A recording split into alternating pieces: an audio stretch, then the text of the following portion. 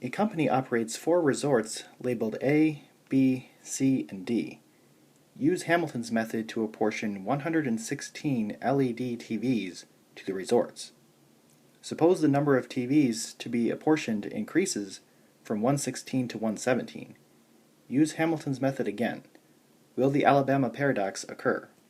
So as you can see, I've worked through Hamilton's method off screen. So Resort A is getting 3 TVs, Resort B is getting 39, Resort C is getting 28, and Resort D is getting 46. Now the number of TVs increases from 116 to 117. So we need to reapportion them and run Hamilton's method again. And as you can see, I've already done that. So Resort A is getting 4, Resort B is getting 39, Resort C is getting 28, and Resort D is getting 46. So does the Alabama paradox occur?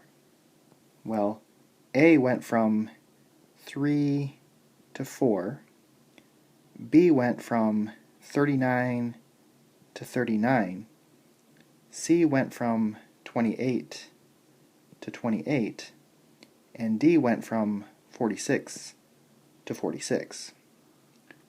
So no resort lost a TV. So no, the Alabama paradox does not occur.